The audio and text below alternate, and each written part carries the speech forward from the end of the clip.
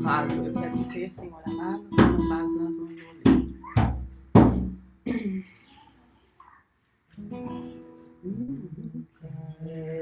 oleiro. Tá. Quero ser, ótimo. Eu quero ser, Senhor amado, como vaso nas mãos do oleiro,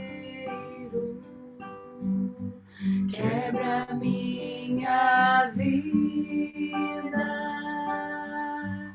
e faça de novo.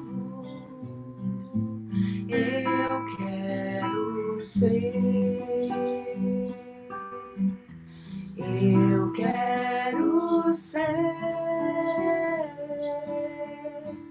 um vaso novo.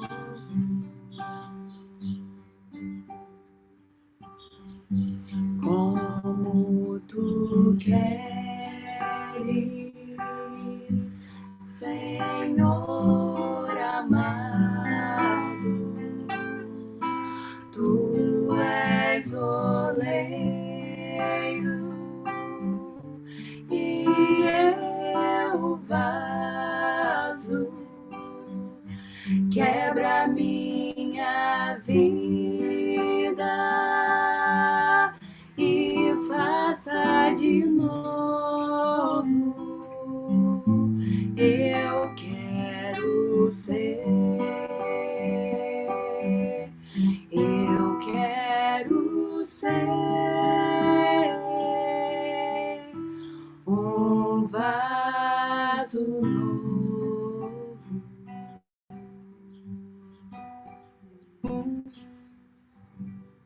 Amém. Amém. Obrigado, Lô.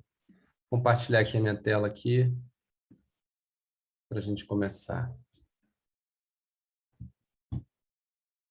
Estão vendo minha tela aí, né?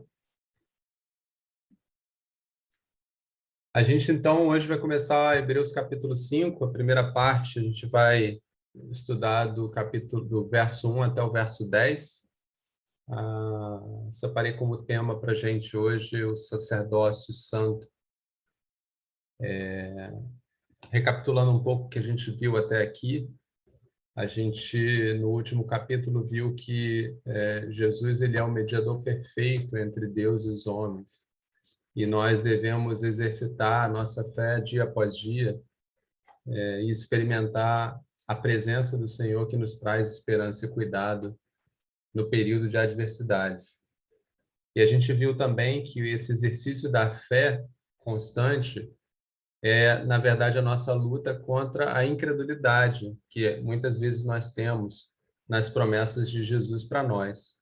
Então, é aquela luta da carne contra o espírito, a vida pelo espírito e a vida na carne, a luta que Paulo se refere muito em suas epístolas, né? E nós precisamos exercitar a nossa fé diariamente, confirmando as promessas diariamente. Então, esse foi um resumo aí do último estudo. E no último estudo foi a introdução de Jesus como sumo sacerdote. No capítulo 5 até o capítulo 10, principalmente no capítulo 5, 6 e 7, esse tema do sacerdócio, de Jesus como sumo sacerdote, e o sacerdócio de Jesus vai ser muito desenvolvido. E por que isso, né? Antes de a gente chegar lá, deixa eu só pegar aqui uns textos chaves, né, para a gente entender melhor os versos de 1 a 10. Né? É importante que a gente tenha em mente lá o Gênesis 14, que conta ali a história de Melquisedeque, a primeira vez que ele é mencionado. Todo o sacerdócio levítico é explicado muito bem lá em Deuteronômio 18.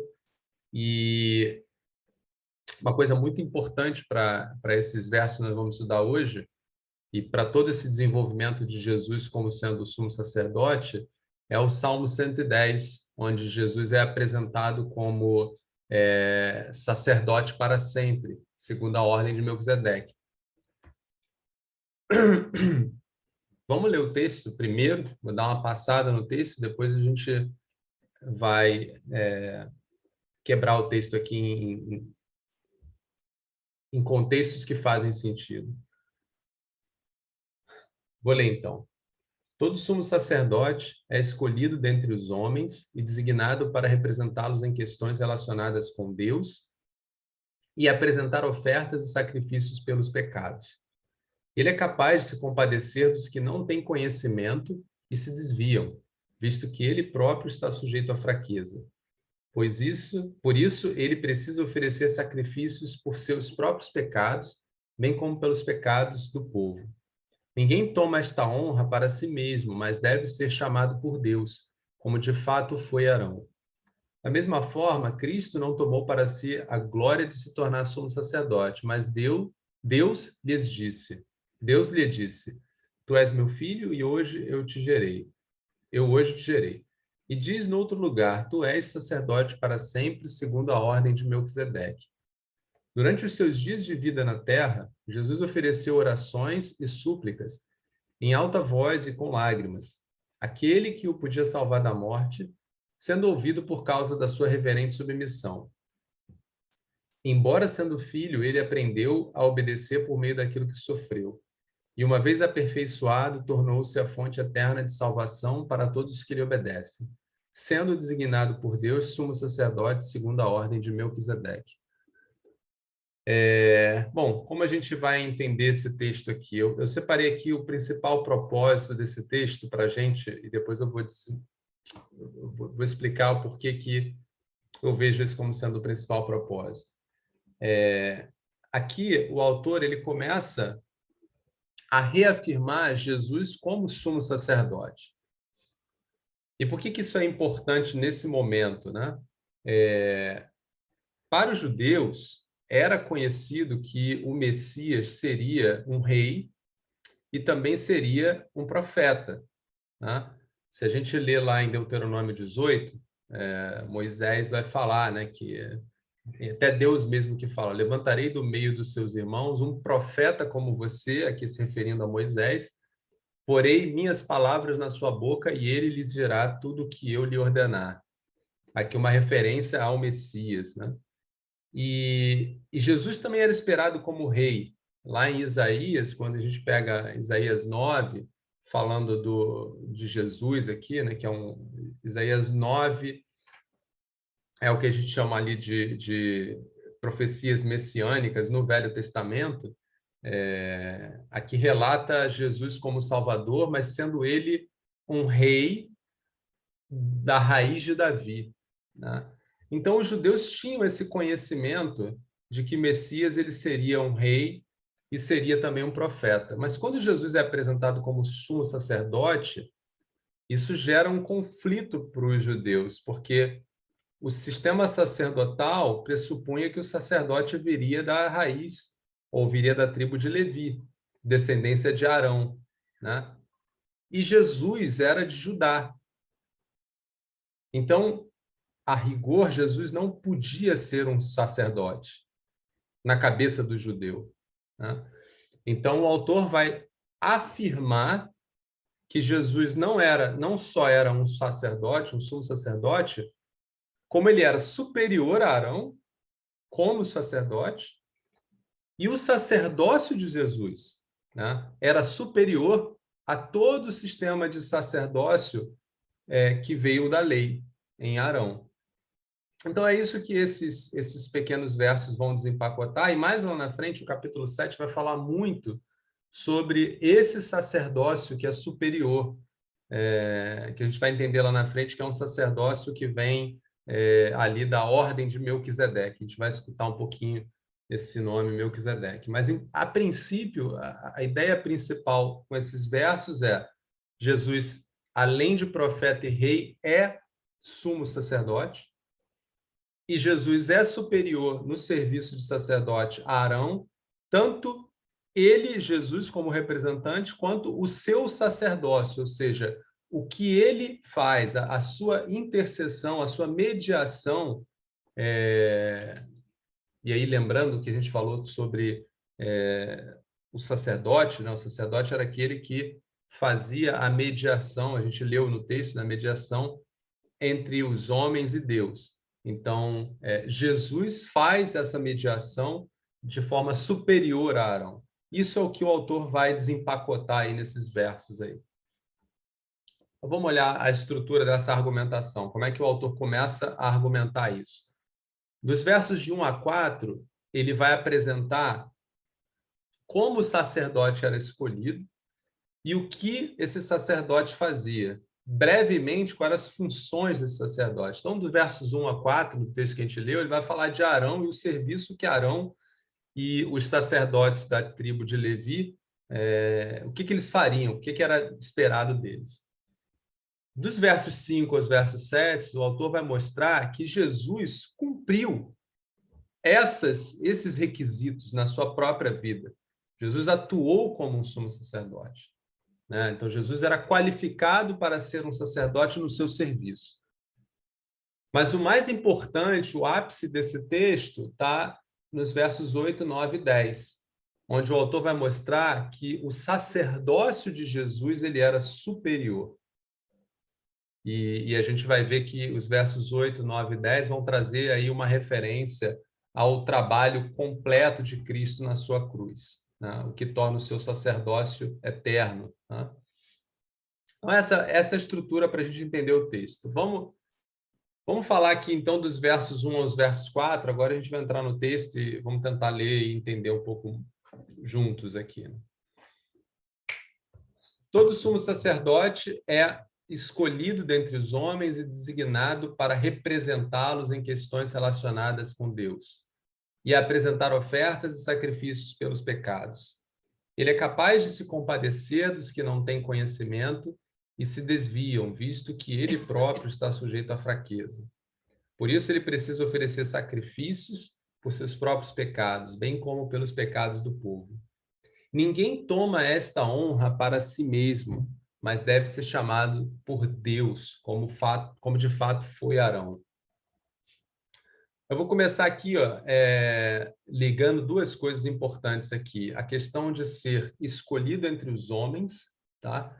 Então, está claro para a gente, nesse texto aqui, de que o sacerdote, ele precisava ser, como é que a gente pode falar? Ele precisava representar os homens, tá? E a gente estudou muito na semana passada a questão da mediação, do porquê que Jesus fazia essa mediação perfeita, porque Jesus conhecia o homem de tal forma que nem o homem o conhece. Ou seja, Jesus é um fiel representante de quem nós somos, indo além do nosso próprio conhecimento. E isso era crucial para aquilo que Jesus viria a fazer por nós, a intercessão, porque nos conhecendo, ele é capaz de interceder plenamente.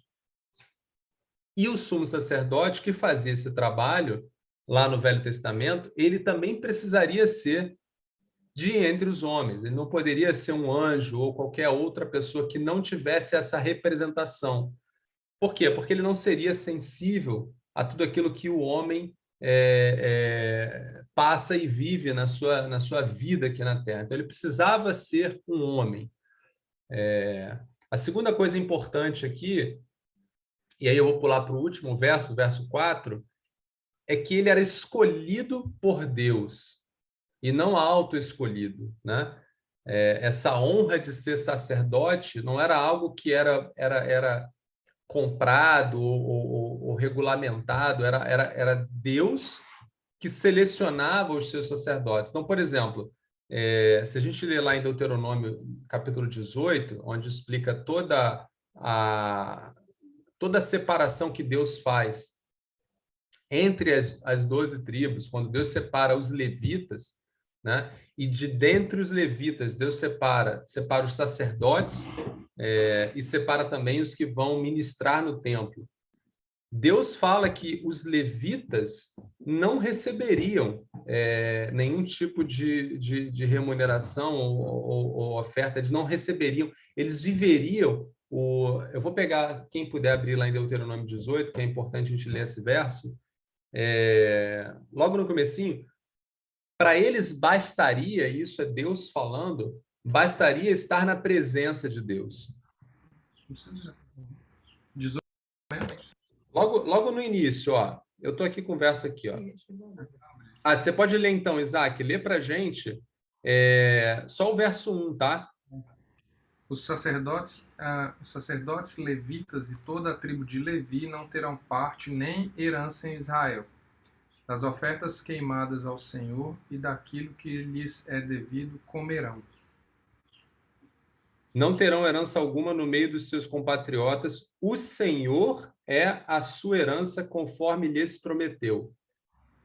Então, até o verso 2, né? Eu pedi para o verso 1, perdão, Isaac, era até o 2. Bem, então, repara que para os levitas, eles não tinham ali as terras, eles não tinham as posses como as outras tribos, porque a herança deles era o próprio Senhor. Era estar... E olha que rico é isso, né? A gente vai ler depois... Vamos ver a perguntinha de vestibular teológico. Onde é que está lá a passagem que diz que é melhor juntar riquezas no céu, onde a traça e a ferrugem não consomem, do que juntar riquezas na terra? Onde está essa passagem? E não vão saber. Mas o que é isso? Olha a comparação que é feita entre os levitas e as demais tribos, né? As demais tribos tinham o direito de ter suas posses, seus bens aqui nessa terra. Enquanto os levitas, o que eles tinham por herança é estar na presença de Deus. Mas agora a gente pergunta, quem é que tinha maior herança dentro desse contexto? Eram os levitas. Eram os levitas. Por isso que Deus, olha que interessante, né? Se a gente for pensar na contabilidade de Deus ali, e as coisas de Deus são loucuras para nós, né? Mas porque Deus enxerga além do que nós enxergamos. Para nós, muitas vezes, ter segurança aqui, ter recursos aqui, ter terras aqui é importante. Mas Deus, já sabendo de seus planos, fala, levitas, para vocês eu vou dar o melhor. Eu vou dar para vocês a presença, a minha presença. Vocês vão ser os que vão me servir, os que vão estar comigo. De modo que isso é o que é mais importante. Isso é o melhor que você pode ter de Deus, é que ele te chame para a sua presença. Mateus 6. Gabi achou em Mateus 6, vai ganhar um pirulito. Então, Mateus 6 fala para a gente exatamente isso. Não ajunteis tesouros na terra, ou seja, não se preocupe com as coisas da terra, onde a traça e a ferrugem tudo consomem, e onde os ladrões minam e roubam, mas ajuntai tesouros no céu, ou seja, esteja na presença do Senhor, né?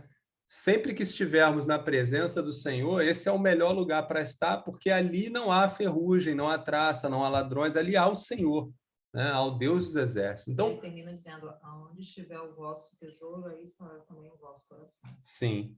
Então, os levitas, a gente entende esse verso 4 aqui, de fato, como uma honra, porque aqueles que foram escolhidos para estar perto do Senhor, e principalmente os sacerdotes para servi-lo, eles foram honrados por Deus. Eles receberam a honra, né? E o maior tesouro, que é estar na presença de Deus. E era assim que eles deveriam enxergar essa honraria. Mas a gente sabe, né, que o ser humano ele é falho e muitas vezes a gente não enxerga. Ser chamado por Deus para o serviço, ser honrado por Deus para servir no seu reino, muitas vezes a gente entende isso como um fardo, como uma responsabilidade, mas na verdade é uma honraria, porque é o melhor que podemos ter. Afinal de contas, é o Rei dos Reis. É você ser um servo do Rei dos Reis, e não um vassalo em qualquer lugar que tem terras, entende? Então, se a gente for entender no contexto do povo de Israel, os levitas eram aquele povo selecionado de Deus, né?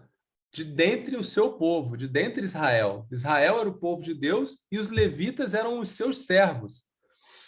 E dentro dos levitas você tinha os sacerdotes e aqueles que ministravam no templo. Então, os músicos, os homens que trabalhavam aí vamos falar, na mídia do Velho Testamento, lá, se é que tinha alguma, enfim, transportando as coisas, mas, enfim, todos que trabalhavam no templo, e os sacerdotes e o sumo sacerdote. Fazendo um parênteses aqui, o sumo sacerdote, dentre os sacerdotes, era aquele que tinha a responsabilidade de, anualmente, fazer o que a gente chama de intercessão pelos pecados, né? E para isso, ele poderia entrar no Santo dos Santos, mas ele deveria levar a oferta pelos seus próprios pecados, é isso que vai dizer o verso 3, e depois de purificado, ele faria, né, a expiação dos pecados de todo o povo. Então, esse sacerdote, como o texto diz aqui no verso 2, ele era capaz de se compadecer com o povo, porque ele era um do povo e ele estava sujeito às mesmas fraquezas. Então, Arão, os outros sacerdotes que vieram depois de Arão, os seus filhos e vários outros na linha sucessória, todos eles eram do povo, eles entendiam o povo porque sofriam dessas mesmas fraquezas.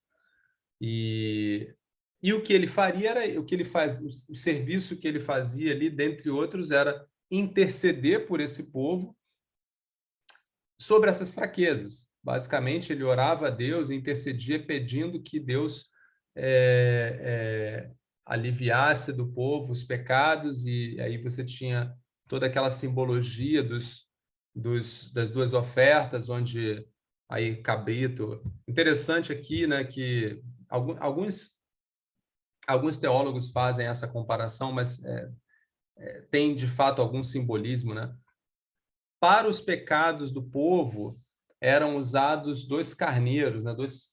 Agora, eu sempre me confundo com os animais, tá? Mas para o pecado do sacerdote era um bode, ou era um touro, na verdade, era um bull. Então era um touro e 2 carneiros, ou dois bodes, goats, 2 bodes. E o novilho, né, o touro, o pequeno boi ali, ele é muito maior do que o bode, né? O que simboliza, por exemplo, a importância do sacerdote estar purificado, ou seja, como ele era de uma certa forma oprimido pelo pecado, né? Era um homem que precisava, para que ele fosse purificado, a quantidade de sangue que era necessário ser despejada era tanta para que ele pudesse fazer o trabalho dele, que a oferta dele era diferente da oferta de todo o povo. Repara que os outros 2 bodes era para todo o povo. Um bode era sacrificado e o seu sangue era o simbolismo da purificação, e o outro bode era liberado para o deserto como um simbolismo dos pecados sendo retirados da comunidade. Mas vocês conhecem bem esse processo, era feito uma vez por ano, e todo ano era necessário fazer de novo, ou seja, todo ano, todo sumo sacerdote que estava na vigência fazia todo esse trâmite. Então, aqui explica quais eram as funções de Arão, tá? O texto vai falar muito de Arão, aqui no final deixa claro, Arão foi o primeiro que não tomou essa honra sobre si e foi escolhido por Deus. E lembra que a gente falou lá no capítulo 3, quando o autor no capítulo 3 começa essa argumentação, ele tinha falado de Moisés como profeta, então Jesus maior que Moisés como profeta, e Jesus também como sumo sacerdote maior que Arão. Então toda essa narrativa vai ser sobre Arão. Embora a gente saiba que o sistema sacerdotal continuou até na época de Jesus no Sinédrio. E o Regis, numa conversa que tivemos essa semana, lembrou, né, que Jesus, quando estava sendo lá no Sinédrio, sendo interrogado, né, foi um sumo sacerdote que estava interrogando Jesus. Olha que coisa louca, né? Um sumo sacerdote pecador, cheio de pecado, interrogando o sumo sacerdote, né? Jesus. Enfim, então esse sistema ele continuou e nessa época aqui, enquanto esse autor escreve essa carta, continuava. Então ainda existia aqui os sumos sacerdotes. Aí o autor vai fazer um shift e vai falar de Jesus agora, vai comparar Jesus nesse serviço, né? E ele já começa dizendo que Cristo também não tomou a glória sobre si. né? Já começa rebatendo lá o último verso, falando de Arão, que Arão foi escolhido por Deus. Ele já começa dizendo, e Cristo também. Da mesma forma, Cristo foi escolhido por Deus. Cristo não tomou para si a glória de se tornar sumo sacerdote, mas Deus lhe disse, tu és meu filho, eu hoje te gerei. Aqui é importante a gente ressaltar a relação de Jesus com Deus. De novo, lá no capítulo 3, quando o texto fala sobre Moisés, fala a mesma coisa, né? Que Jesus era o filho e agia sobre a casa, e Moisés era o servo na casa. Aqui é a mesma coisa. Arão era um servo escolhido por Deus, mas Jesus era o filho de Deus, sendo sumo sacerdote. Então já mostra que a pessoa de Jesus, nesse papel, já é superior nele próprio, como filho. Mas o texto continua, e diz no outro lugar, tu és sacerdote para sempre, segundo a ordem de Melquisedeque. Esse verso, ele é extremamente importante. E a gente vai falar muito sobre ele no capítulo 7, mas para dar uma entrada aqui, por que esse verso ele é muito importante? Porque esse verso coloca Jesus numa ordem de sacerdócio que é, por definição, superior à ordem dos levitas. Por definição. E Deus é quem separa Jesus. Né? Deus falou ali, ó, é Deus falando aqui, lá no Salmo 110. Tu és sacerdote para sempre, segundo a ordem de Melquisedeque. Ou seja, Deus designa Jesus para ser sacerdote, mas não para a mesma ordem de Arão, e sim para uma ordem que é superior. Essa questão da ordem sendo superior, a gente vai desenvolvê-la muito mais à frente, mas se vocês lerem lá o capítulo 14 de Gênesis, vocês vão ver que Melquisedeque ali já era sumo sacerdote do Deus Altíssimo e ele já recebia as ofertas, os dízimos, como os levitas, muitos anos depois, no sistema que veio pela lei. Então, é um sacerdócio que começa muito antes e é um sacerdócio que faz o pai o pai dos judeus, né, Abraão, sendo abençoado por esse sumo sacerdote. Ou seja, todos os levitas que vieram depois em Moisés foram abençoados, né, por Melquisedeque. E Jesus é dessa ordem. Então, Jesus já está numa ordem superior. Esse aqui é a colazinha, isso vai ser muito desenvolvido no capítulo 7, onde o autor vai falar. Mas isso aqui para os judeus que estão ouvindo, e eles conheciam o personagem Melquisedeque, porque está em Gênesis, o Melquisedeque é citado no Salmo de Davi, o Salmo messiânico de Davi. Então, para os judeus que estão ouvindo, falam, opa, Jesus então, isso explica por que Jesus, ainda sendo de Judá, está sendo chamado de sumo sacerdote, porque o sacerdócio dele não vem dos levitas. É um sacerdócio que tem toda uma ordem diferenciada.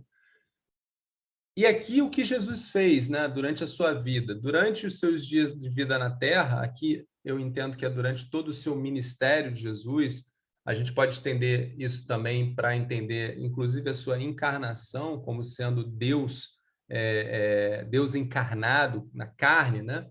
Durante todo esse período, Jesus ofereceu orações e súplicas, e com lágrimas, né? Em alta voz e com lágrimas. O que isso significa aqui? É que Jesus exerceu o papel de mediador. E a parte que chama bastante atenção aqui, a parte com lágrimas, denota toda a sensibilidade, né, de Jesus para com o homem.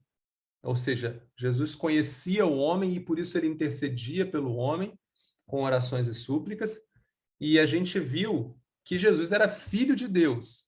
Né? O texto falou lá em cima, tu és meu filho, hoje eu te gerei. Então ele também tinha o conhecimento de Deus, como a gente estudou no capítulo anterior. Ele era o mediador perfeito e ele fez esse trabalho.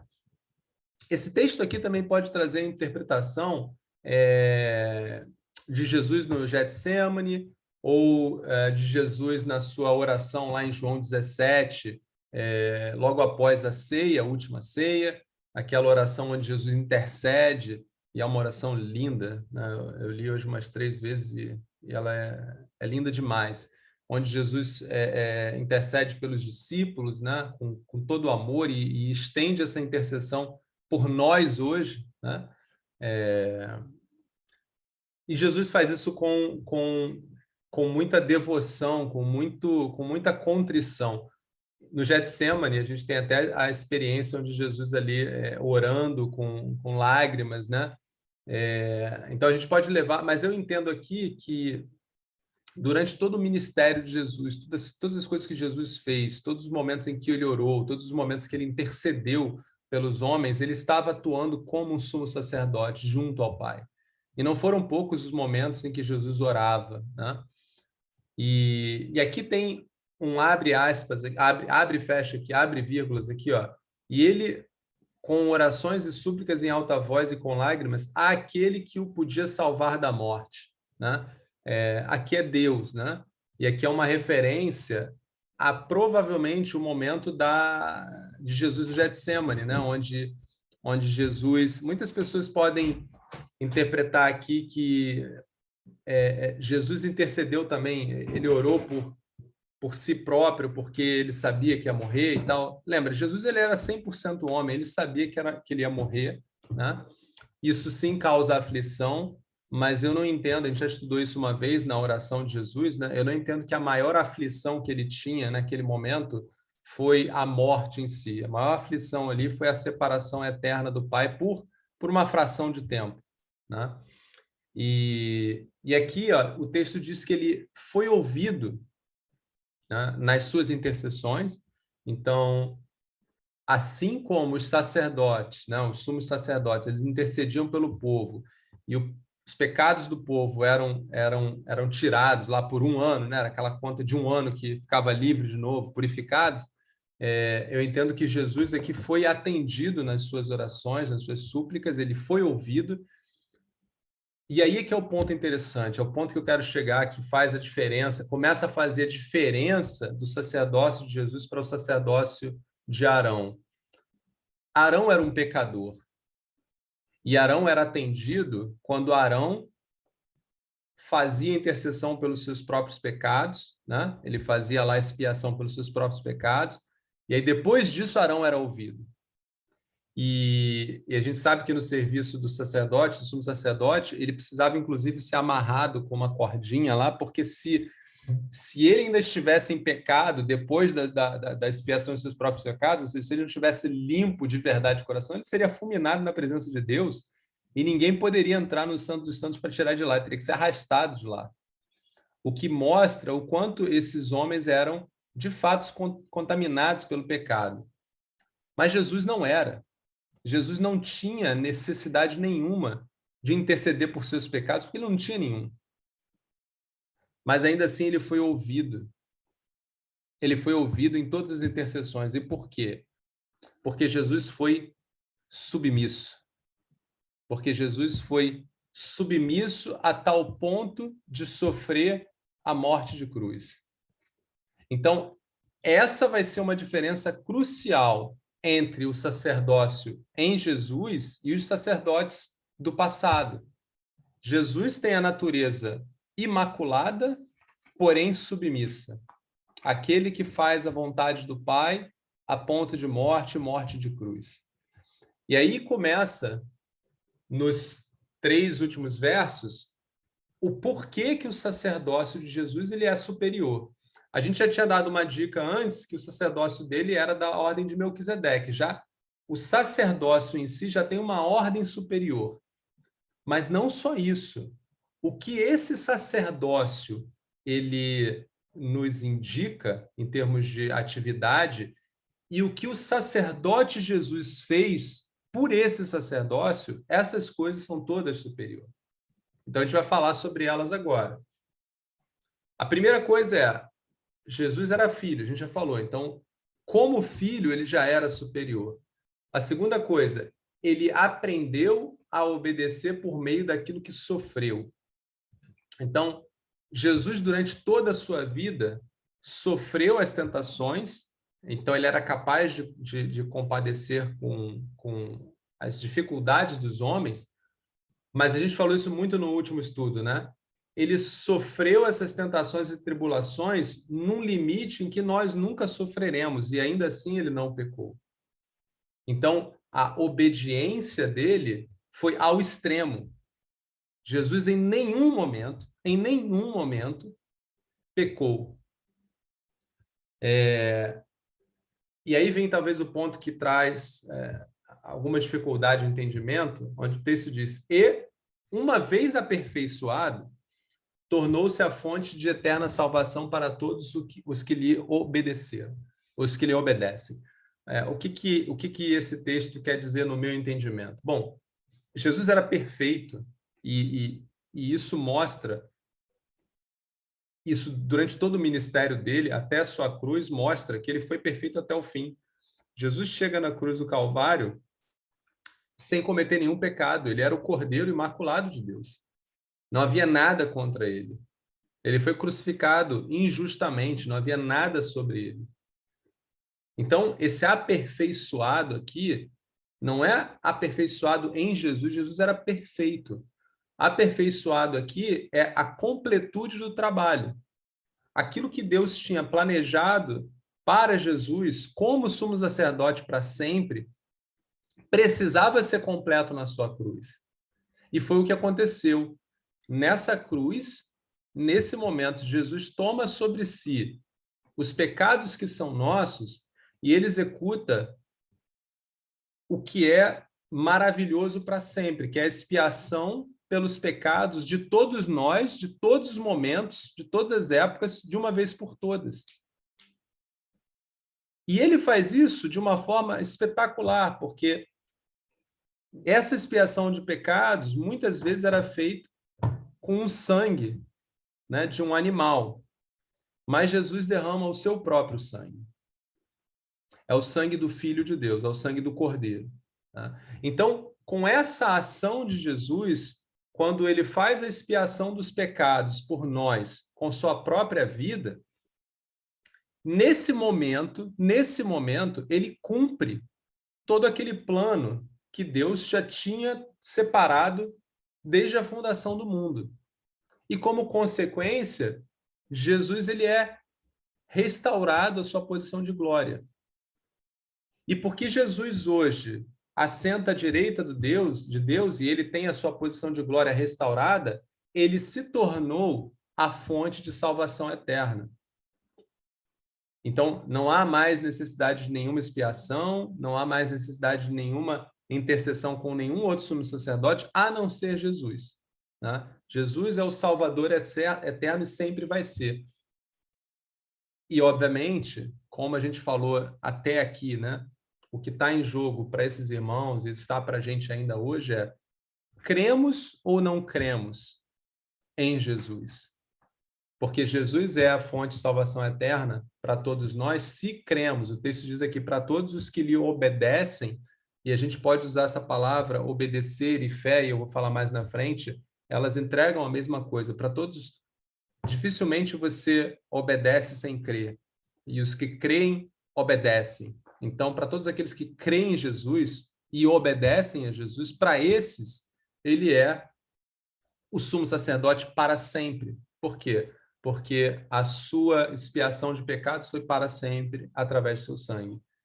E, mais uma vez, o texto vai reforçar o que já tinha dito antes, que ele, com isso, foi designado por Deus sumo sacerdote segundo a ordem de Melquisedeque, mas ele já tinha sido designado por Deus sumo sacerdote lá em Davi, quando no Salmo 110, Deus fala a Davi do Messias, do seu Messias, ali ele já fala: Jesus, o Messias, é sacerdote segundo a ordem de Melquisedeque.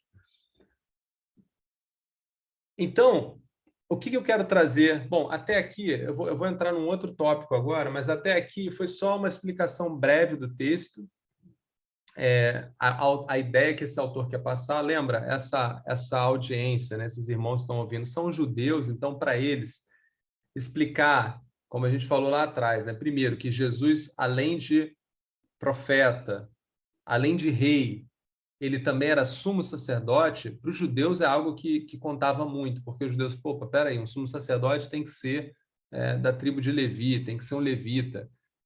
E aí o autor vai, não, olha só, Jesus é um sumo sacerdote, ele é de outra ordem, e ele é superior a Arão, porque o sacerdócio dele é superior a Arão, e o que ele fez é superior a Adão, e ele é superior a Adão.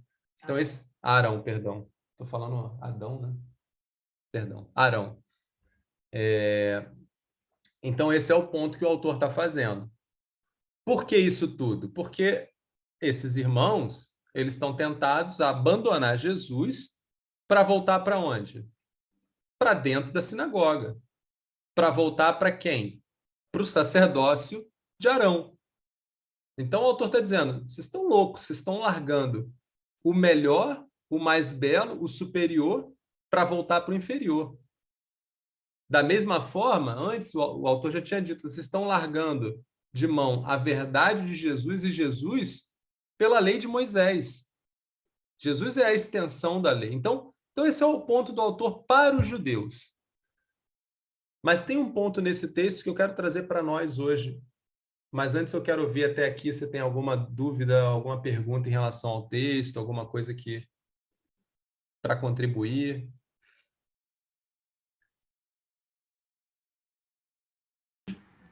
Pode falar. Oi, Demetrios. Eu tenho algo para compartilhar, assim, sobre o versículo 4, da honra que o Pai deu ao Senhor, mas eu prefiro deixar para o final, depois que você terminar, porque eu quero ler alguns versículos. Tá bom. E ele vai seguir na mesma linha, porque eu gostaria de explorar isso aí mesmo, a superioridade do sacerdócio do Senhor. Legal. Tá, então vou começar. O que eu quero trazer para a gente hoje? Que eu acho que é pegando esse texto e trazer para a nossa atualidade, né? Para como a gente entende esse texto na nossa vida. O que eu entendo aqui? Eu entendo que nós temos hoje um sacerdócio que é proveniente de Jesus, né? Nosso sacerdócio, ele não tem mais amarras ao sacerdócio levítico, ou sacerdócio da lei. Nós temos um sacerdócio modelo que vem de Jesus. E eu entendo que nós devemos buscar esse sacerdócio enquanto estamos aqui. Temos que buscar esse sacerdócio. Lá em 1 Pedro 2,9, Pedro vai dizer que nós somos uma geração eleita, somos um sacerdócio real, uma nação santa, um povo exclusivo de Deus, para anunciar as grandezas daquele que os chamou das trevas para a sua luz maravilhosa, né? Então, se a gente entende tudo que esse autor está falando no texto, o que ele está dizendo? Olha, existia um sumo sacerdote e um sistema, um sacerdócio modelo, mas que somente os escolhidos por Deus em Levi, em Arão, eles faziam parte. Mas em Jesus, eu tenho um outro sacerdócio, e agora todos aqueles que creem em Jesus são chamados para ser parte desse sacerdócio em Jesus. Então, repara, esse sacerdócio, ele aumenta, ele cresce, no sentido de que agora todos nós fazemos parte dele, todos aqueles que cremos em Jesus. Antes eram só os levitas, né? E o que está dentro desse sacerdócio? Se a gente puder explicar aqui. Fazendo um resumo aqui para a gente, quando Deus chama Abraão, lá em Gênesis 12, 1, 3, Deus chama Abraão e dá a ele como promessa que ele viria abençoar todos os povos da terra, né? Através de Abraão, ele abençoaria todos os povos da terra. E lá em Êxodo 19, Deus reforça que ele faria da herança de Abraão, um reino de sacerdotes que seriam usados por Deus para alcançar todos os povos da terra. Só que essa tarefa, ela não é capaz de ser cumprida em Israel, porque eles falham. né? A gente vê lá que eles ficaram fora do descanso por falta da fé, da crença. As mensagens que eles receberam, eles não acompanharam com fé. Então, a incredulidade fez com que todo esse povo se perdesse e todo esse chamado para o sacerdócio que Deus instituiu naquele momento, ele fosse perdido. A ponto de Deus, se a gente ler lá em Jeremias 31, e eu queria que vocês abrissem lá para a gente ler, quem abrir mais rápido, para a gente ler esse texto, Jeremias 31, de 31 a 34, Deus vai prometer, né, ali para o profeta Jeremias, um novo sacerdócio. Quem pode ler para a gente?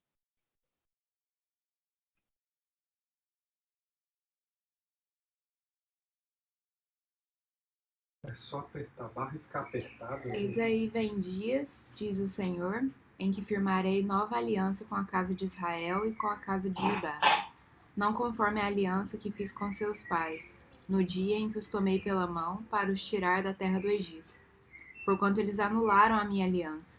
Não obstante eu os haver desposado, diz o Senhor. Porque esta é a aliança que firmarei com a casa de Israel depois daqueles dias, diz o Senhor. Na mente lhes imprimirei as minhas leis, também no coração lhes inscreverei. Eu serei o seu Deus e eles serão o meu povo. Não ensinará jamais cada um ao seu próximo, nem cada um ao seu irmão, dizendo: conhece ao Senhor, porque todos me conhecerão, desde o menor até o maior deles, diz o Senhor. Pois perdoarei as suas iniquidades e dos seus pecados jamais me lembrarei.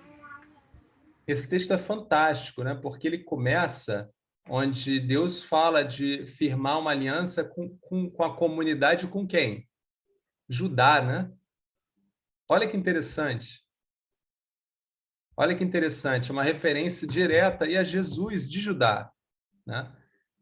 E aí, nesse texto, Deus primeiro mostra o quanto esse chamado, esses sacerdotes que foram chamados anteriormente, quando eles falharam, e eles estavam todos baseados na lei, Deus começa a dar pistas ali de como vai ser, de como viria a ser o sacerdócio de Jesus, né?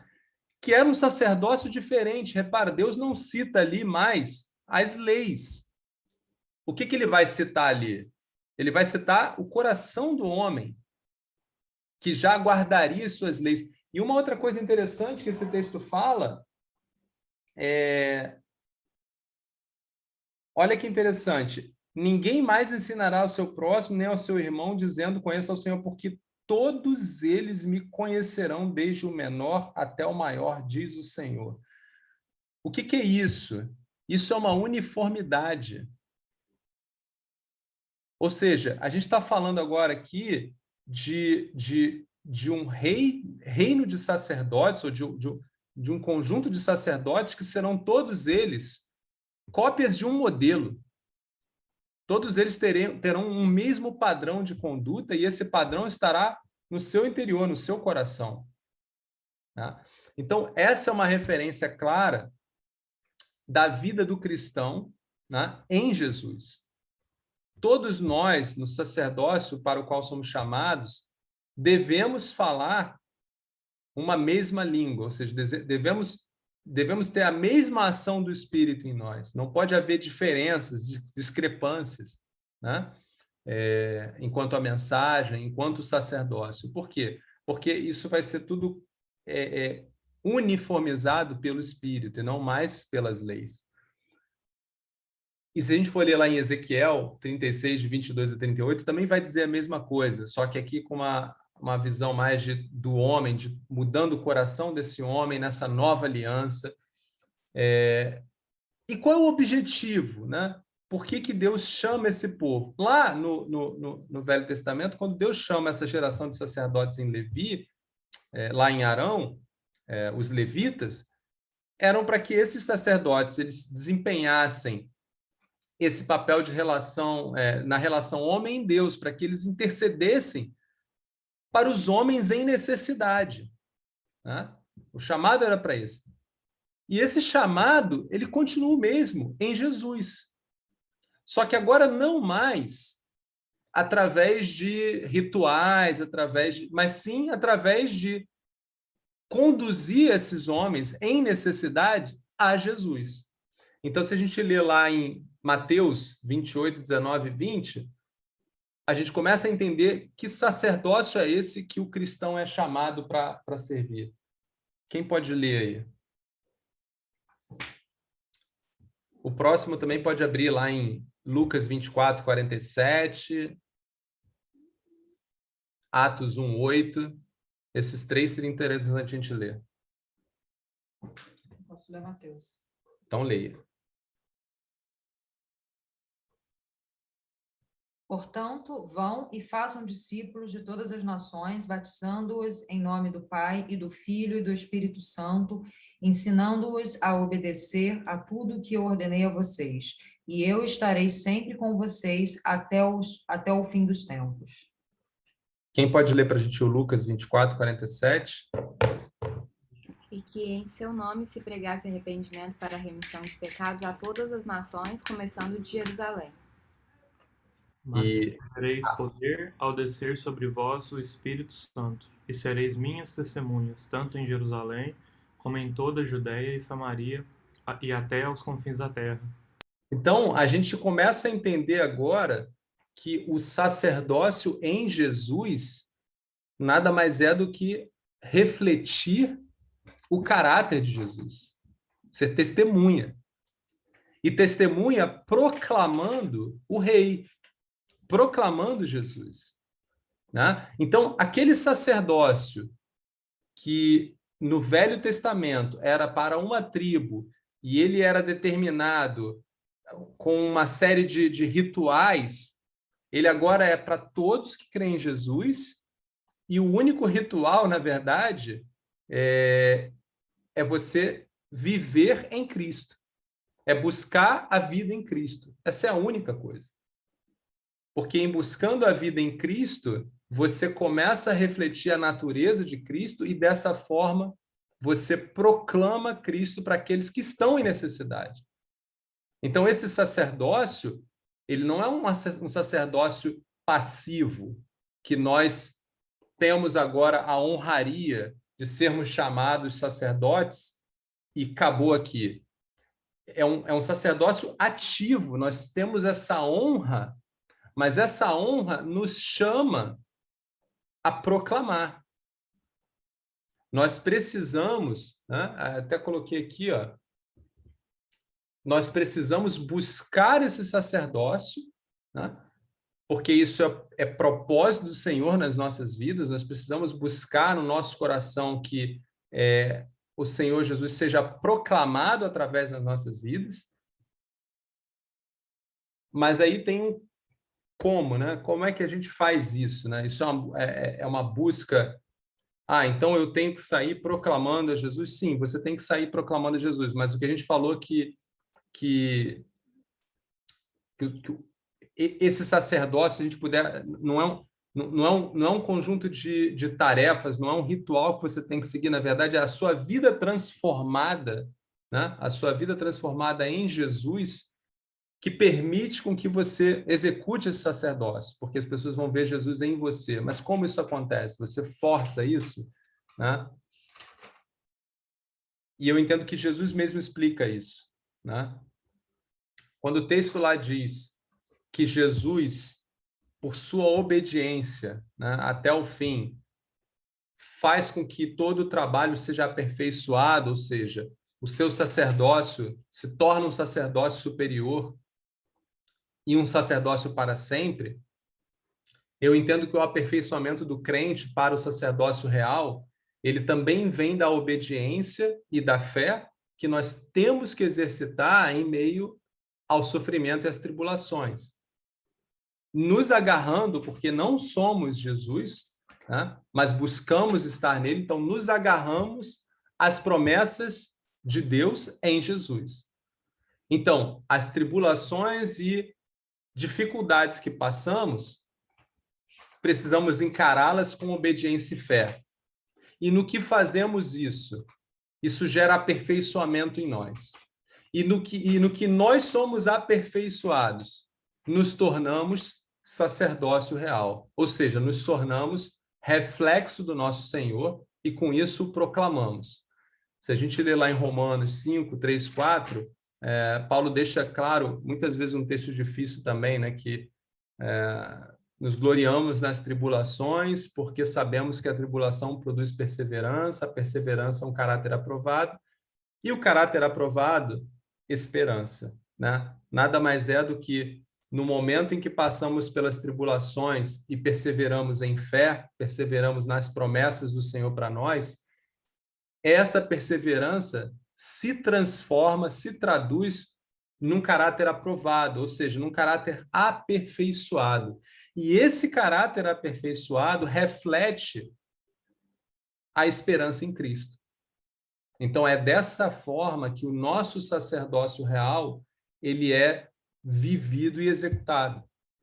Então, repara, diferente daquele sacerdote do passado, em que eu tinha que ir lá fazer intercessão pelos meus próprios pecados, interceder pelo povo, seguir um ritual, agora eu preciso estar firme nas promessas do Senhor, né?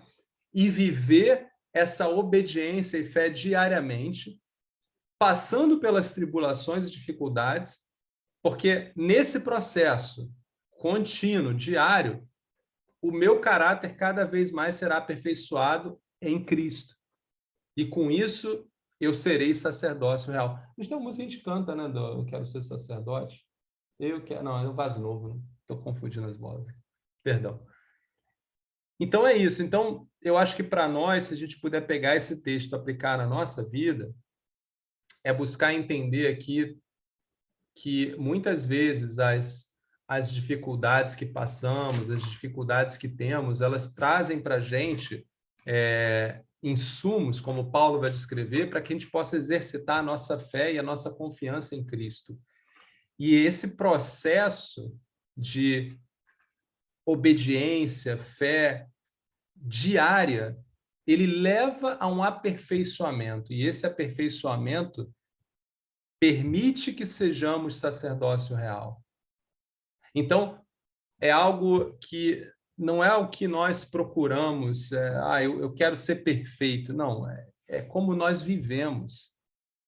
Vivemos, e o texto vai voltar muitas vezes para a questão principal desse livro, né, que é a incredulidade.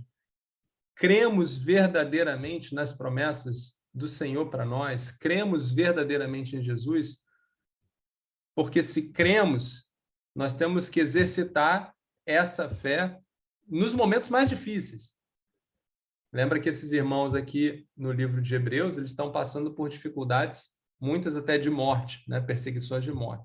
É nesses momentos que nós temos que exercitar essa obediência, essa fé, né? E Jesus, na sua vida, mostra isso, passou por todas as tentações, todas as tribulações, inclusive morte de cruz, né? E com isso ele é aperfeiçoado no seu trabalho, e nós, no nosso trabalho de sermos testemunhas, né, verdadeiras de Cristo, seremos aperfeiçoados também, né? Então é isso, buscar esse sacerdócio diariamente, enquanto estamos aqui. Aí, os irmãos podem, fiquem à vontade de substituir a palavra sacerdócio por santificação, né? Buscar a santificação ou buscar esse sacerdócio. Para mim, essas duas palavras aqui encaixam, porque as duas coisas vão entregar o mesmo testemunho que precisamos entregar. A busca pela santificação, ou seja, você se tornar separado, não separado do mundo, mas separado das coisas do mundo, né? Vão dar um testemunho, não de você, porque as pessoas vão olhar para você e vão dizer, olha, esse cara aqui é um estranho. Mas esse é um estranho que é como um outro estranho que nós conhecemos, Jesus, ele é diferente. Ele é diferente. E é esse o testemunho. Nós precisamos ser diferentes, nós precisamos refletir o que o nosso Senhor reflete. Então era isso, pessoal. O Regis, você pode se quiser já agora, se ninguém tiver um comentário antes, o Regis já pode falar, mas se alguém tiver um comentário nesse texto final, manda ver.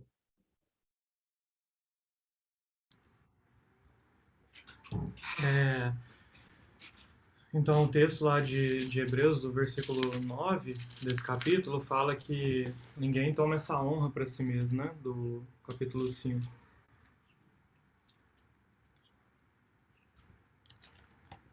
Versículo 9, não, perdão. Versículo 4. Ninguém, pois, toma esta honra para si mesmo, senão quando chamado por Deus, como aconteceu com Arão. Assim também Cristo a si mesmo não se glorificou, para se tornar sumo sacerdote, mas o glorificou aquele que disse: Tu és meu filho, eu hoje te gerei.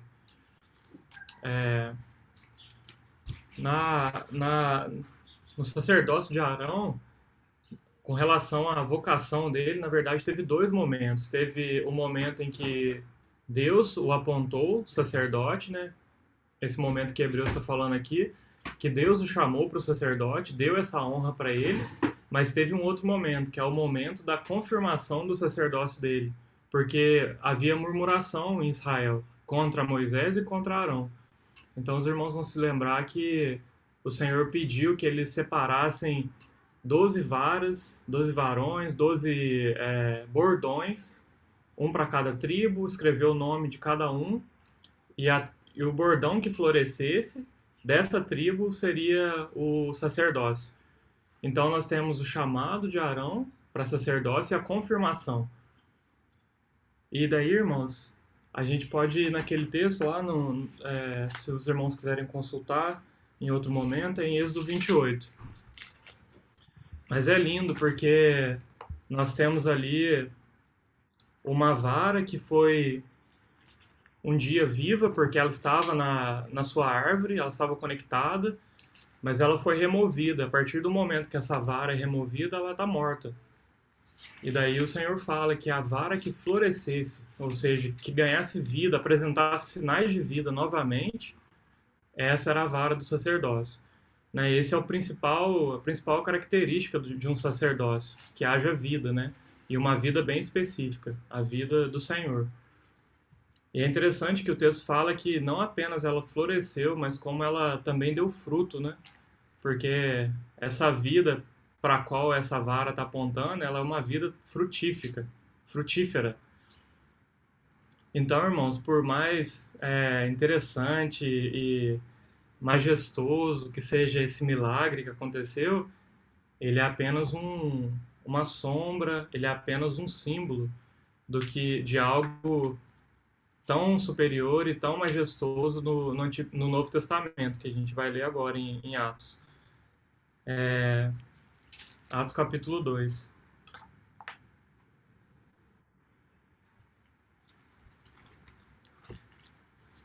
Na vida do Senhor, a gente vai ver esses dois momentos também. O momento do apontamento do sacerdócio e o momento da confirmação do sacerdócio dele. Para o apontamento, irmãos, a gente tem muitos textos na palavra. A gente tem Isaías 53, a gente tem o Salmo 22, os textos do Senhor prometendo para Maria, falando que o filho dela seria chamado de Jesus. Quantos textos? João 3,16.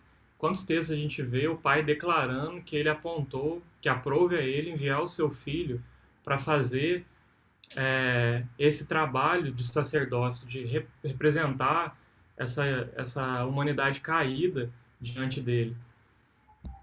Mas nós temos, e o que eu queria fechar com os irmãos só no que eu gostaria de trazer, nós temos a confirmação desse sacerdócio, né, irmãos? Porque se o Senhor tivesse sido retido pela morte, ele seria um sacerdote qualquer, como qualquer um outro, pecador, mas ao ressuscitar, irmãos, esse sacerdote foi confirmado. E é lindo porque como aquelas varas, aqueles bordões foram confirmados por Deus, também o Filho se submeteu mesmo na morte ao Pai, porque a palavra não fala que ele se ressuscitou. Apesar de que ele tinha esse poder para sair da morte, a morte nem sequer podia retê-lo, a palavra fala que o Pai o tirou da morte com seu braço forte. Então, olha esse texto de Atos 2:22. Varões israelitas. Então nós temos varões israelitas. Atendei a essas palavras. Jesus, o Nazareno, né? aquele que é de um lugar desprezado e por isso ele foi desprezado, o desprezível. Esse Jesus é o varão. Varões, olhe o varão, aprovado por Deus diante de vós, com milagres, prodígios, sinais, os quais o próprio Deus realizou por intermédio dele entre vós, como vós mesmos sabeis, sendo este entregue pelo determinado desígnio e presciência de Deus. Vós o matastes. Então, assim como aquele povo murmurou e quis acabar com aquele sacerdote, aqui nós temos, vós o matastes. Mas não porque o homem tem poder algum, né? Porque a palavra aqui fala, né? Segundo o desígnio e presciência de Deus, vós o matastes, crucificando por mãos de iníquos, ao qual, porém, Deus o ressuscitou, rompendo os grilhões à morte, porquanto não era possível fosse ele retido por ela. Então temos aí, irmão, o bordão de Arão que floresceu, vida de ressurreição. E é essa vida de ressurreição que hoje opera no nosso sacerdócio também.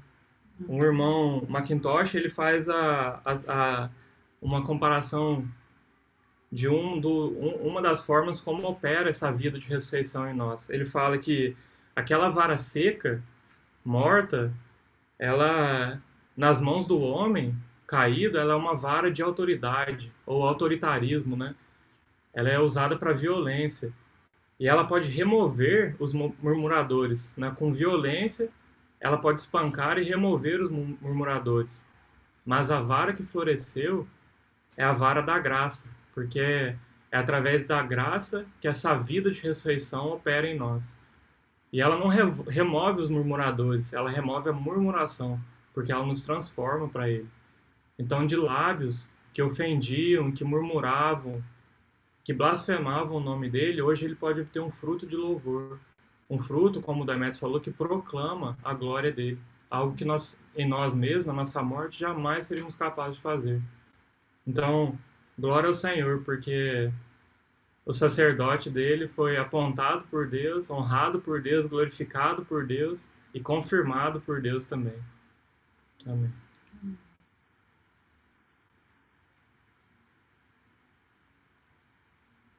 E aí, mais alguém? A casa está cheia hoje, hein?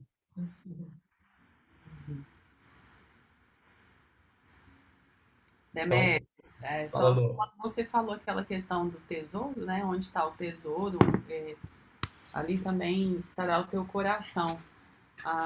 Eu abri aqui em Zacarias, capítulo 11, tem 3 versículos aqui que fala sobre esse cajado da graça, né? Agora que o irmão Regis falou aqui, eu tinha preparado antes de sair ali para organizar os meninos ali, exatamente fala assim, Zacarias 11:10 fala, e tomei logo o meu cajado, graça, e o quebrei para romper a minha aliança que tinha estabelecido com todos esses povos. Então, nessa aqui em Zacarias, ele tirou essa graça naquele momento, né? Com aquele povo. E aí ele fala assim, que eu achei interessante, e foi desfeito naquele dia, e assim conheceram os pobres do rebanho, que olhavam para mim, que era a palavra do Senhor. Esses pobres do rebanho chamam a atenção, porque os que eram vistos como pobres, né, eram aqueles que confiavam realmente somente na palavra, e que não tinham esses tesouros guardados aqui na terra, esses tesouros ajuntados aqui na terra, né? E no versículo 12, para terminar, fala, e os disse, se lhes parecer bem, me deem o meu salário, e se não, deixai-o. E pesaram por meu salário 30 moedas de prata. É isso que o Salvador recebeu pelos homens, é isso que ele valia, um preço de um escravo ferido. Só isso que eu queria colocar sobre aquela questão que você falou dos tesouros. Não ajunteis tesouros nessa terra. Essa é uma outra visão ali, o que quando eu estava olhando, estudando ali, né, porque você como homem, você pode pensar muitas vezes, né, poxa, todas as tribos ali tinham as suas posses e as suas divisões, e os levitas, os caras ficavam sem nada, eles deviam viver de 1/10 daquilo que os outros povos ofertassem e tal. mas o texto de Deus deixa claro para eles, né? Mas a herança de vocês sou eu. E aí, se você pensa com a perspectiva correta, que é o que é mais valioso, eles, na verdade, eram os que mais tinham, né? Porque ter o Senhor como herança é o que todos nós devêssemos buscar, ricos ou pobres. E eles já tinham isso porque foram escolhidos. Então, era uma honra, né? E eu acho que isso, quando a gente traz aqui hoje para nós, ser servo de Cristo deveria ser tão honrado quanto ser chamado lá atrás como um sacerdote, entendeu? Como sendo um levita. Deveria ser tanto quanto não, deveria ser superior, porque Cristo é superior, porque esse sacerdócio é superior, porque ele é o Filho, ele é o nosso Deus. E muitas vezes a gente pode ver que alguns dos nossos sacerdotes são inferiores aos sacerdotes da lei. Você entende? Por exemplo, a gente tem pessoas que são chamadas, né? Porque quando se entende sacerdócio, se entende aqueles que trabalham na mediação entre homem e Deus. E aí eu estou falando de todos os sacerdotes agora, independente de credo, religião. Mas essas pessoas muitas vezes desenvolvem um sacerdócio que está pautado neles, nas suas próprias vontades, nas suas posses, entende? Que é até inferior aos dos levitas, né? Os levitas foram separados ali, eles de fato viviam, ainda que por obrigação da lei, mas viviam somente com a herança do Senhor, né? Mas muitos de nós hoje buscamos posição, posse, né? E muito menos estar na presença do Senhor, entendeu? O maior benefício de um servo é estar com Cristo. Não tem outro, né? Esse deveria ser o maior benefício sempre, deveria ser visto como a principal coisa, é o descanso, né, que a gente já falou tanto. Então, achei isso muito interessante, que era uma honra no passado e deveria ser encarado como uma honra ainda muito maior hoje, ser servo de Cristo, ser aceito para ser servo, entendeu? E Deus oferece isso de uma forma tão simples, né? Ele oferece a sua graça, ela não é dada, né, com barganha, com nada, ela é livre, né? Para mim, o que mais me chamou a atenção hoje, não sei se é o que mais me chamou a atenção, mas me chamou a atenção, né? A questão do sacerdócio real, né? Que a gente leu lá Mateus 28, depois Lucas 24, depois Atos 1. E que Pedro vai dizer que nós somos sacerdócio real. Nós somos sacerdócio real, né? Povo santo.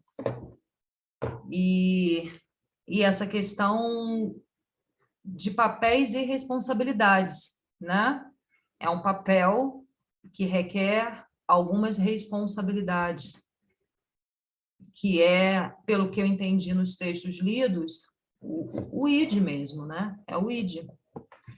É o ID de Jesus. Então, para mim ficou essa questão do entendimento do sacerdócio no Velho Testamento, o sacerdócio de Jesus, né, que é o que está acima, que é o maior, e o papel e a responsabilidade que ele nos deixa de sacerdócio real, de buscarmos essa comunhão com Cristo para que a gente reflita para o mundo Jesus Cristo, né? Que é aquela coisa, poxa, eu queria tanto conversar com Jesus, né? Mas Jesus não está, mas tem o Demétrios, eu vejo Jesus no Demétrios, tem, né? Tem a Lohane, tem a Raquel, tem o Regis, tem a Ange, tem o Isaac, eu vejo Jesus neles, eu vou conversar com eles. A gente fazer essa análise, né? Essa autoanálise, se estamos sendo igreja, né? Se estamos sendo estamos exercendo essa responsabilidade que esse papel exige, papéis e responsabilidades. O seu ponto quando eu estava falando que não é um sacerdócio passivo, né? Porque a gente pode interpretar assim e isso seria muito pequeno, muito pouco. O que seria esse sacerdócio passivo? Eu creio no Senhor Jesus, estou feliz, estou apaixonado e vivo por Ele, para Ele, mas eu vivo nessa relação sem me preocupar com o que Jesus se preocupava. Porque é muito claro que Jesus veio por aqueles que estavam perdidos, necessitados. A palavra em inglês para isso é os in need, né? Toda pessoa necessitada. E aí o necessitado, não importa, não cabe a nós julgar, mas há uma necessidade no mundo por Cristo. E se nós, que somos os seus sacerdotes, né, vivemos esse sacerdócio só com Ele, nós não estamos vivendo o sacerdócio real. Porque se a gente olha o texto aqui de Pedro, né, tá lá, somos povo exclusivo de Deus, nação santa, sacerdócio real, para anunciar as grandezas daquele que nos chamou das trevas para a sua maravilhosa luz. Então, existe uma atividade, existe o que a Gabi está falando, é um sacerdócio ativo. Eu preciso, né? E eu entendo que não dá para a gente explicar. Você pode perguntar, Demetrio, o que acontece primeiro? Eu sou aperfeiçoado nas tribulações, dificuldades, e aí eu começo a proclamar, ou eu me preocupo em proclamar e com isso sou trabalhado? Irmãos, eu não sei, essa equação para mim não é... Está numa categoria dos problemas complexos. Eu acho que nós temos que buscar, quando o texto fala, lá em Filipenses, né, trabalhe sua salvação, eu acho que isso é um call para nós, uma chamada para nós buscarmos se nossa vida está gerando frutos, e buscar aonde? Buscar nos pés do Senhor. Buscar os pés do Senhor, para Senhor, a minha vida não gera frutos, os frutos que deveriam gerar não geram, por quê? Me ajuda. E eu entendo que Deus vai abrir as oportunidades. E nós temos que olhar para ver se estamos sendo negligentes, as oportunidades são abertas ou não. Por outro lado, o nosso sacerdócio real também ele é fruto da nossa relação com Deus, do nosso relacionamento em Jesus. Quanto mais cremos e amamos, mais proclamamos. Quanto mais buscamos, né? Quanto mais buscamos e amamos, mais proclamamos. Então, as duas coisas andam juntas. Então, eu estou vendo dificuldade, busca, seja obediente. Né? Se ajoelha, ora, busca. É a junção de duas coisas, né? Não é na força do seu braço, porque é a ação do Espírito Santo, mas você tem a responsabilidade da busca. Exatamente.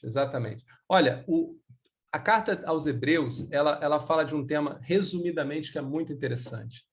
É a luta da incredulidade e a fé em Cristo.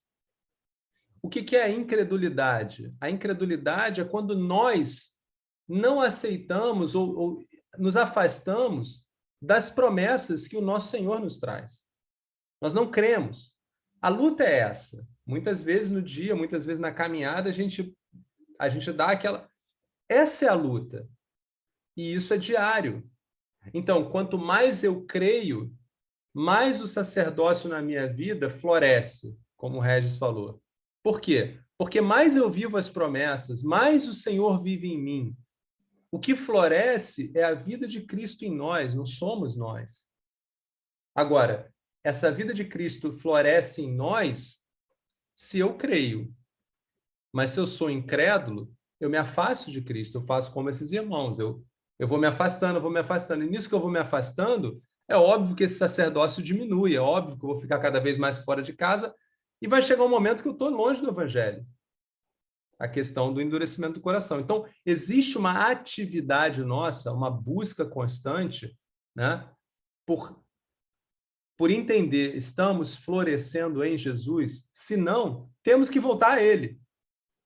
Eu tive, só para fechar rapidamente, uma conversa com a Gabi essa semana, e a gente estava nessas mesmas dificuldades, fazemos isso ou não fazemos aquilo? E aí, para mim, foi assim, olha, eu não sei se devo fazer ou não devo fazer, mas eu sei que eu preciso estar perto de Cristo. Então, não sabendo se vou fazer ou não, é uma questão. estar perto de Cristo é sempre o caminho. Então, busque sempre estar em Cristo, perto de Cristo, e às vezes você vai fazer a obra, vai ser um sacerdócio real, por amor, ato contínuo da relação de Cristo contigo, e muitas vezes você vai fazer pela sua própria vontade, mas eu entendo que Cristo vai justificar naquele momento, a sua ignorância, a sua falta, ele vai significar aquilo de alguma forma, porque você está buscando nele.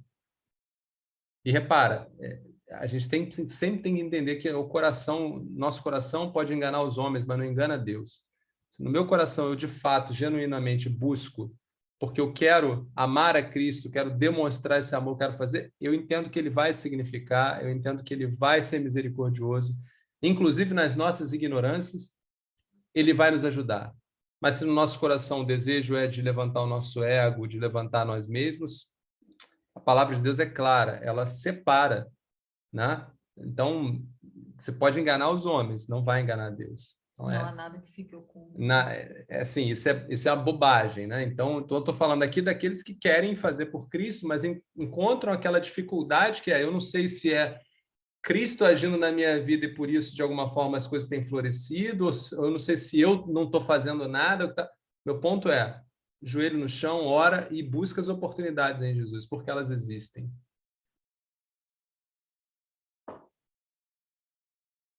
Meninos, se não há mais... Tem um louvor que eu lembrei, que é bem resposta ao Senhor que o Senhor nos falou hoje. Eu gostaria de cantar com os irmãos. Que bom. Adoraríamos. Fica à vontade, Raquel.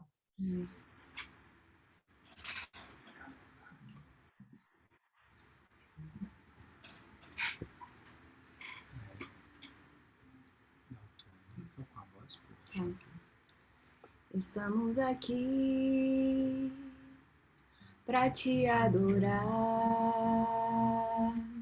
em tua presença,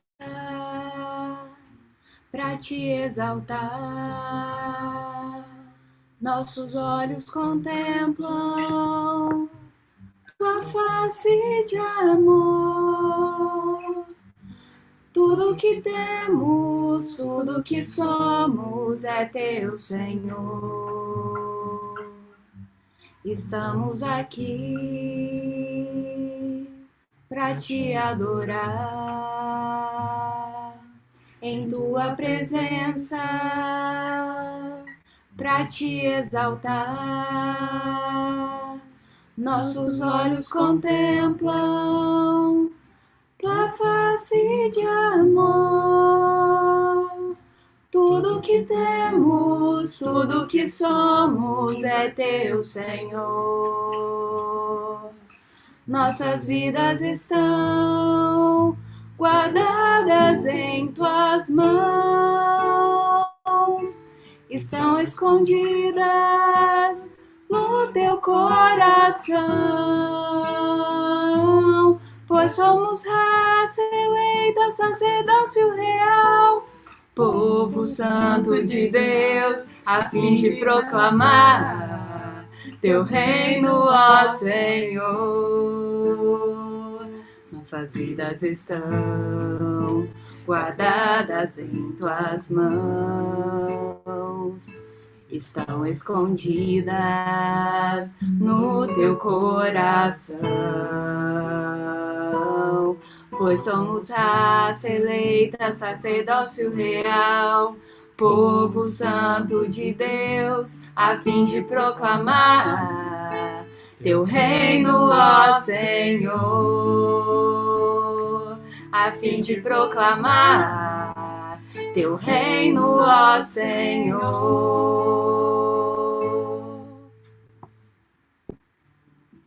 Amém. Amém. É isso. E eu acho que basta que estejamos 2 ou mais, né? Não precisa de muitos, não. Deus está conosco e Amém. é um privilégio dividir o momento com os irmãos e proclamar o nosso Deus, o nosso Senhor. né? E se for de alguma valia para Ele as nossas vidas, que a gente possa servir, que a gente possa encarar esse privilégio, né? Como um privilégio, como uma honra servir ao Rei dos Reis, proclamando essa grandeza. Onde estaríamos se não estivéssemos aqui? Porque é o que essa letra diz, né? As nossas vidas, elas estão onde sempre estiveram, né? Guardadas nas mãos do Senhor. Eu tive conversando recentemente, vocês sabem que infelizmente o pai da Suzana faleceu, né? E ontem eu tive lá com o Rodrigo, que, enfim, é um amigo nosso, mas estava num momento difícil. E eles estavam com alguns pensamentos que, poxa, porque tiveram lá, talvez tenham sido aqueles que levaram o vírus para a família, aquelas coisas, né?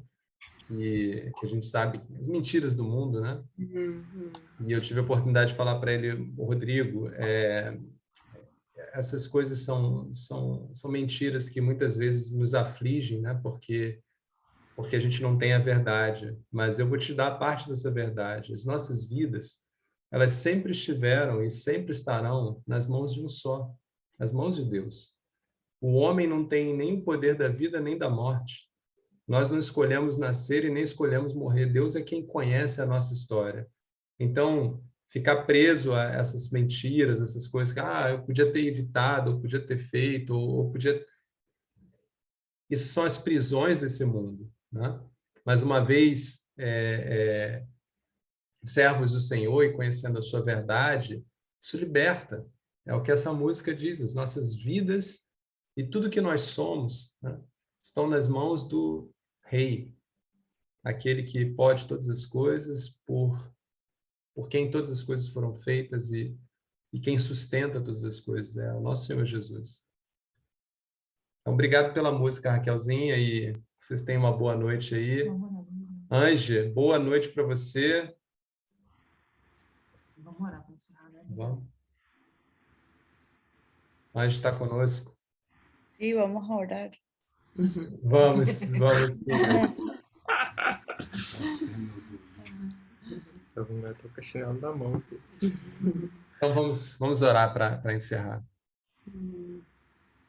Ó Deus, eu te agradeço porque a tua fidelidade é constrangedora e tu não nos deixa só.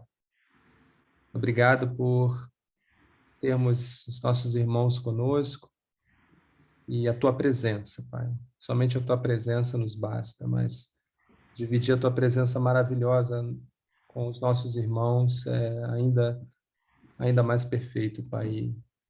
E eu te agradeço porque isso só é possível em teu nome. Obrigado por cuidar de nós, obrigado por guardar as nossas vidas, tudo o que somos, obrigado por prover, Pai, tudo o que precisamos e prover ainda mais, Senhor, porque muitas vezes não muitas vezes, Pai, todas as vezes nós não somos merecedores do que temos. É pela tua misericórdia, pelo teu infinito amor que tu nos sustenta, tu nos dá a cada dia, Pai, mais oportunidades para estarmos perto de Ti, Senhor. Sabemos o quanto somos desleais, quanto somos falhos, Senhor, quanto somos pequenos, mas Teu amor supera, Pai, toda a nossa pequenez, toda a nossa falta. E nós Te agradecemos por ser tão generoso, tão maravilhoso, tão amoroso conosco. Eu quero te pedir especialmente, Pai, por aqueles irmãos que estão passando por dificuldades, que talvez ainda não te conheçam, Pai, ou estejam fraquejando na caminhada, na fé. Senhor, não os deixem retornar, Pai, para um mundo de escuridão, de mentira, Senhor. Permita que nós, os teus servos, a tua igreja, Pai, possamos exercer o nosso sacerdócio, proclamando o teu nome, Senhor. Um nome que traz vida, como foi falado. Um nome que por si só, Pai, traz vida. Jesus, o nosso Senhor. Nós possamos estar lá como os teus servos mensageiros, Pai. Possamos ser as tuas testemunhas, Pai, num mundo que tanto necessita da tua palavra. mundo que tanto necessita da tua paz, Senhor. Abra as oportunidades, Senhor. Trabalha-nos como a tua palavra diz, trabalha-nos como o jardineiro, Pai, no jardim, poda, Pai, as arestas da nossa vida, que a gente possa ser cada vez mais instrumentos aprimorados na tua mão, Senhor, para a tua grande obra, a tua obra que é excelente, Senhor. Abençoe esse fim de noite, nos dê um final de semana de paz na tua presença, em nome de Jesus. Amém. Boa noite, meninos. Beijinho. Tchau, tchau. Boa noite, Boa irmão. noite. Tchau, Bom Andy. sábado para Amén. vocês. Muchas Tchau, gracias. Andy. Dios les bendiga. Nos vemos el domingo. Tengan buen fin de semana. Chao. Beijos, Tchau, beijos. tchau. Tchau, Dios tchau. les bendiga. Chao. Você também. Tchau.